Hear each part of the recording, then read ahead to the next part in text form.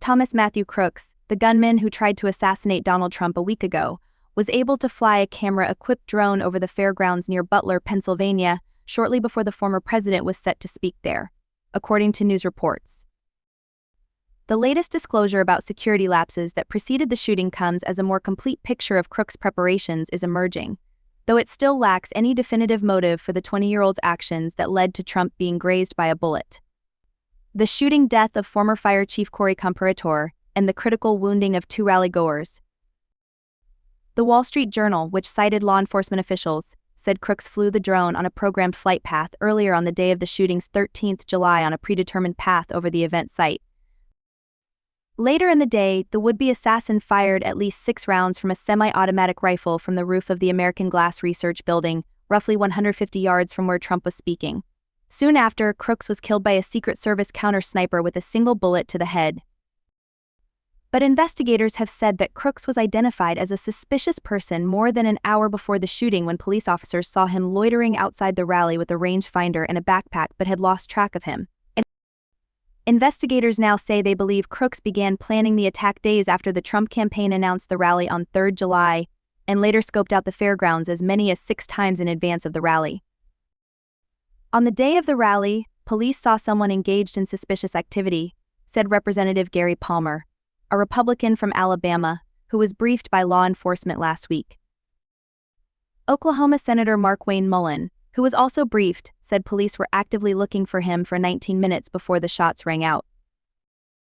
New information about Crooks' intensive planning for the attack has also been gleaned from 14,000 browser history links in his phone. While he did not leave an ideological manifesto common to many mass shooting perpetrators, FBI investigators have disclosed that online searches linked in his phone showed that he'd researched school shootings.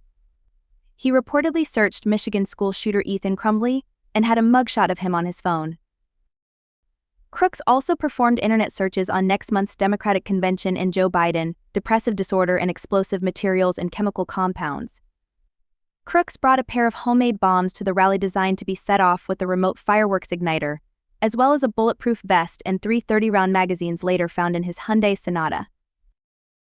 Officials also disclosed that Crooks had received several packages to his home marked hazardous materials. But little, if any, partisan ideological context or motive has been ascribed to the gunman. Mullin said Crooks hated politicians as a whole. Crooks' former classmates at Bethel Park High School outside Pittsburgh recalled him being a quiet student with a small friend group, though accounts of his personality and school experience often vary. Crooks excelled at math and had earned an associate's degree in engineering science from the Community College of Allegheny County in May and had talked about becoming a mechanical engineer. Since graduating, he'd worked at a Pittsburgh nursing home serving meals and washing dishes for $16 an hour, and liked to build computers, play video games and practice target shooting at a nearby gun range, including on the day before the shooting. He told the nursing home he'd be back at work on Sunday.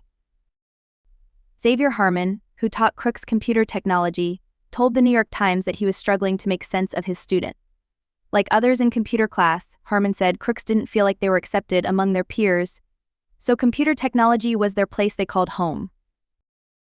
In an autobiographical statement Crooks wrote for his induction into the National Technical Honor Society in 2021, he said his interests are highly varied and include computer technology, engineering, history, and economics.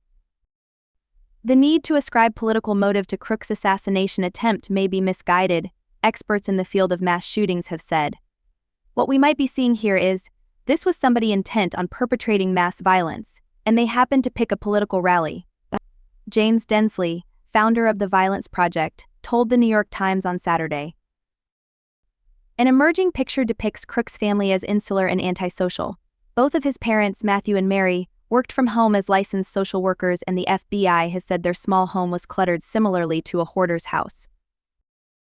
Neighbors said the family rarely initiated conversations. He didn't speak to anyone, and no one spoke to him, recalled Liam Campbell, 17, who rode on the school bus with Crooks, to the Times.